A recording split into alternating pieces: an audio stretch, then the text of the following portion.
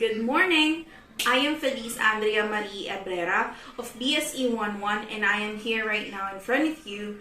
I'm gonna answer the guide questions that was provided on the enabling assessment. So I will start with what's hot and cold about me. I'm gonna answer it in the way that the context of the question is that hot is what makes me angry or what makes me sad, and then cold what makes me happy or glad in my everyday lives. So what makes me hot is something that when I organize or plan something, it will be ruined, or the things that I organize on a daily basis will not be put back on its place. And then also what makes me hot is some things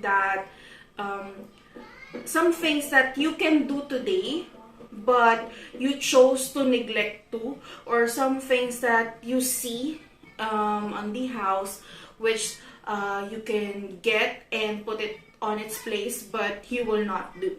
So I think that being in my age, which is I am already 22 years old, I'm calling it a kind of tita. That's already the things that makes me hot.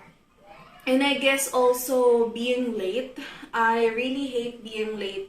I really wanted to be on time always. So I also always make sure that golden rule, since I don't want people to be late on meetings that I put on time. So whenever there are enabling assessments, I always pass it on time as well. Also, the thing that makes me cold is if everything's organized and according to plan. It may not be according to the plan A, but if it was according to plan B, that makes me happy still. If the house is clean, if the dishes were washed, and if the laundry basket is empty. And I think lastly would be an organized closet and an organized room. So that makes me happy. Oh, I'm gonna add something. It makes me cold if I have new organizers or if my pantry is full. So, yeah. So the next question is that the 3 important lessons that I've learned from REED002 and why. So the 3 things that will not forget from first semester REED is first resiliency and responsibility. When it comes to resilience, in this pandemic, you'll see how hard and how we were affected by the pandemic, especially the education and the economy of the Philippines. But being resilient, it part in my mind that being resilience is something that you need to have in your heart.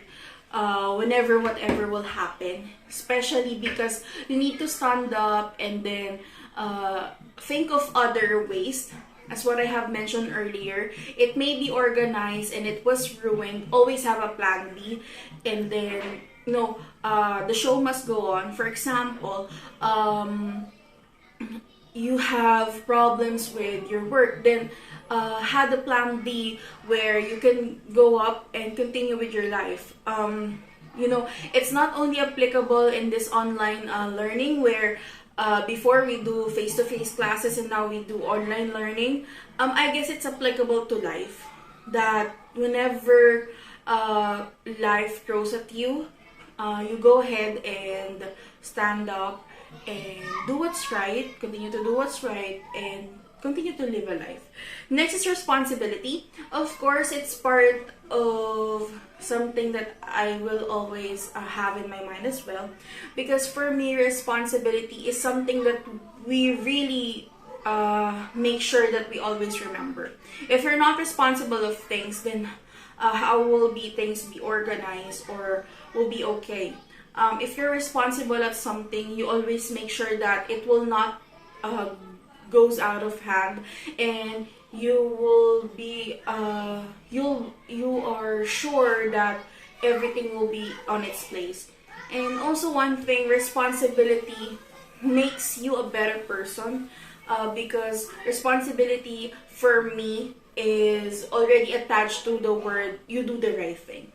And when you are responsible to things, you always make sure that you are not doing it only for your sake, but also for other people's sake. So, let me cite some example. If you pass your assessments early, of course, the responsibilities of your teacher will be passed on their behalf as well early too, because you did your part. So, that comes with in the workplace, that comes in school, and also that comes in your house as well. And I guess the last part is faith. Because with all that's happening here in the world right now, you just need to have a lot of faith in your heart. And then it will grow. And you'll always remember that this was not given by the Lord if He knew that we will not be able to stand up and be who we are right now. Like, we were able to cope up with everything. So faith is very important. So that's the last thing that I mentioned, because that's something that you may have the resilience and the responsibility, but if you do not have that in your heart, that intangible thing, you will not have something to get up to. So yeah, so I think let's move to the last to the second to the last. What is my target final grade in REED002 and how will I attain it?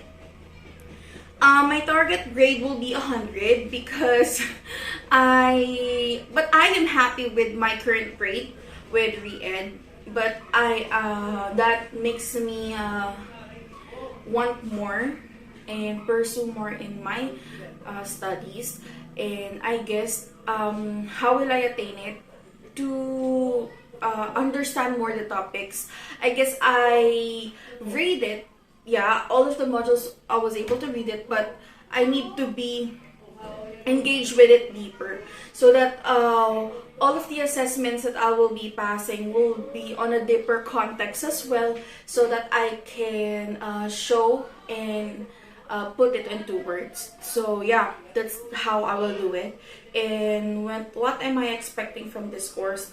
Of course, what I am expecting is to feel the Lasallian values even more or deeper in my heart.